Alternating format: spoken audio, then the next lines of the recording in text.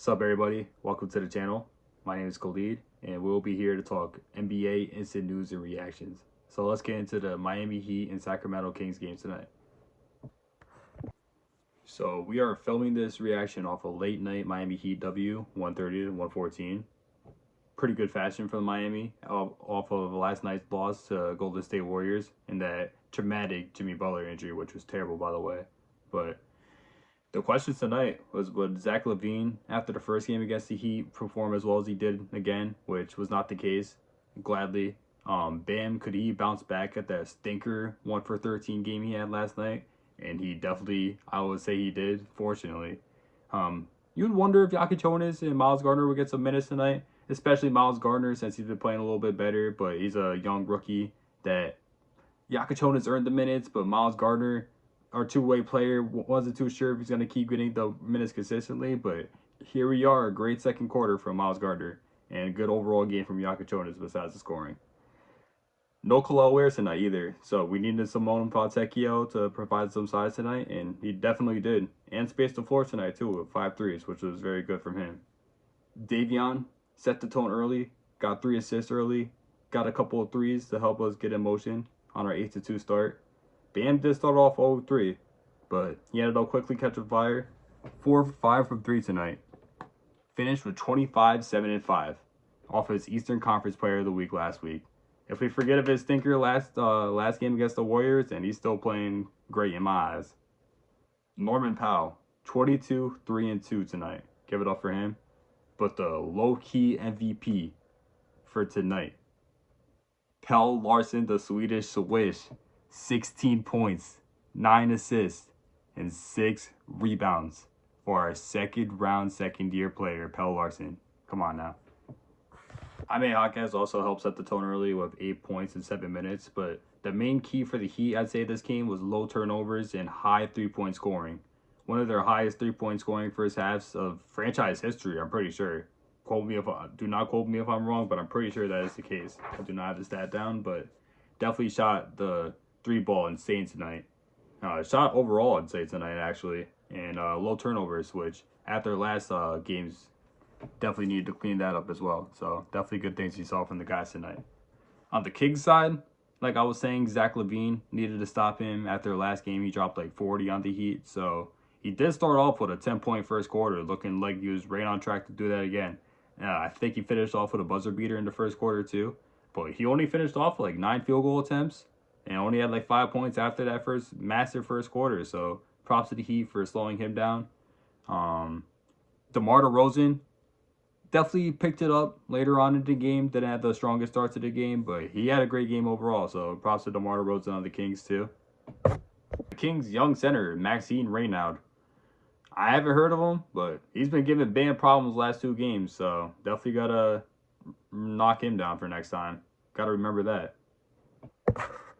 Norman Powell continuing his all-star stretch too. I definitely think he deserves to be in at least the bench unit. What, a 22, 3, and 2 performance. My boy Wiggins tonight too. Another underrated player, 3 for 7 from the 3. Knocked him down.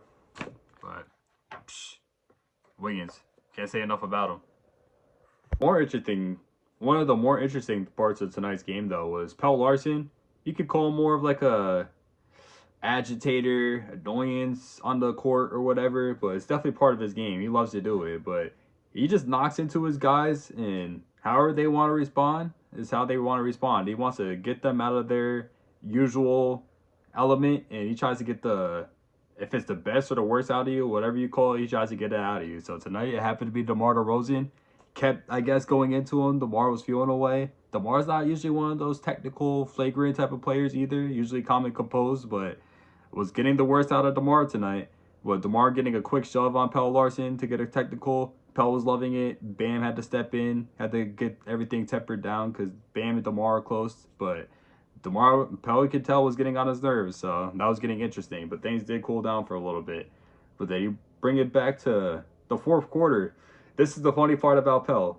DeMar DeRozan falls down. It looks like Norman's going to be over there to pick him up.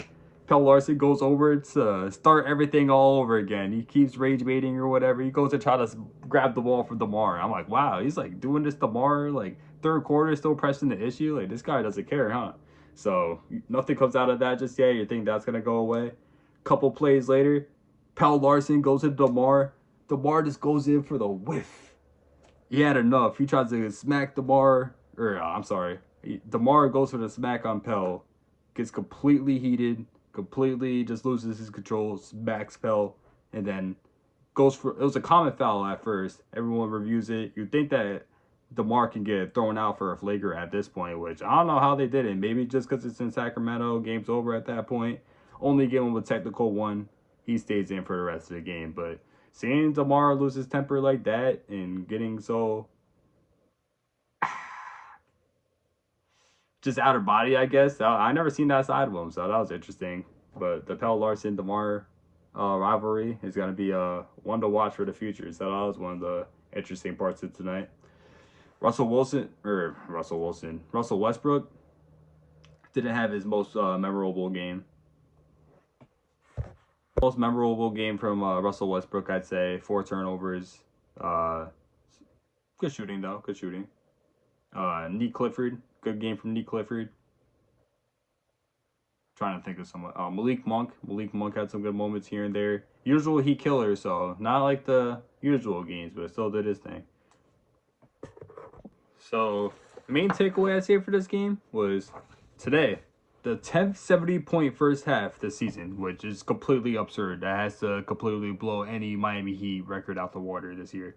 But this is the thing. Bam said it post game as well. It's the third quarter for the Miami Heat that always bites them.